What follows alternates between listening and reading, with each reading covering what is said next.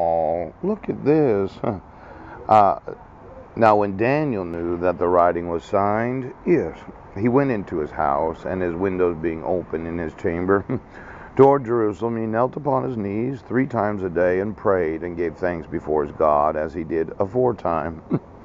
Then these men assembled, and found Daniel praying and making supplication before his God. Then they came near and spake before the king concerning the king's decree. Hast thou not signed a decree? That every man that shall ask a petition of any god or man within 30 days, save of thee, O king, shall be cast into the den of lions.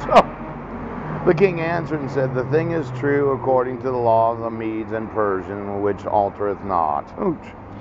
Boy, they really caught Daniel, didn't they? Oh, but he did know of the decree, didn't he? He threw the window open. It's kind of like, well, why don't you watch me do this?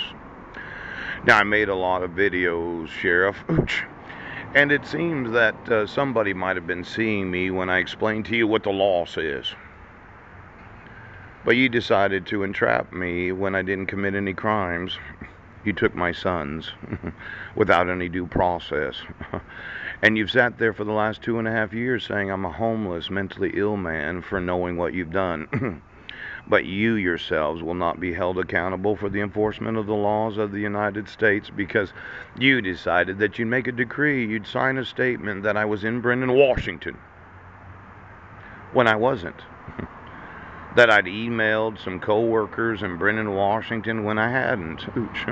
When you had the evidence that would have exonerated me years ago, you decided that you'd continue to play this game, that you have to be worshipped. Now, I threw open the window every day. Poach. I put it on YouTube. I emailed it all over the world. I wanted everyone to know that law enforcement in the United States of America will not enforce the actual laws. Now, there's this problem. Oh, I inform you of a trespassing, yes, a burglary, mail theft, possession of stolen mail. But I don't get a phone call. You thought, well, we'll just keep him on the couch and we'll put the ass on him. I thought they did the same thing to Daniel when I was at church last night. They didn't want Daniel to have the presidency. They didn't want Daniel to have the assets. They didn't want Daniel to have the authority. Oh, now there are some very jealous individuals that happen to be judges and justices. And they thought, well, he's preaching the word.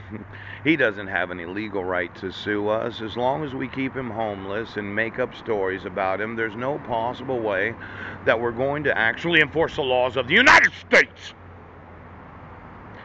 Well, I'm kind of thinking that when I wasn't in Sequim, Washington on December 31st, and you wouldn't admit the evidence, and instead you said, well, he's got to have a mental health evaluation. Oh, you kind of were doing what they did to Daniel. See, they made this law and an agreement among themselves that we're not giving up authority. We're not going to prison.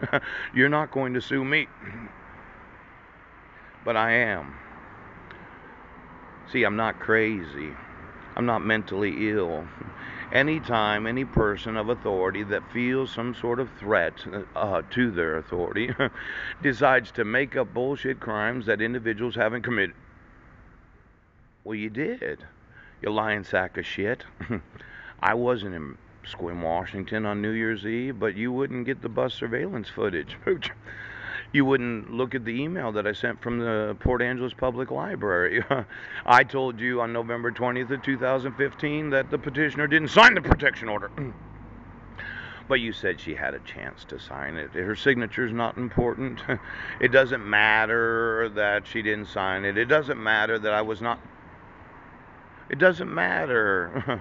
So you just won't give up your authority. Oh, you'd rather... Well, you make up stories. You believe your own lies. Now, this weekend, yes, I've been waiting for a phone call, and there was nobody in law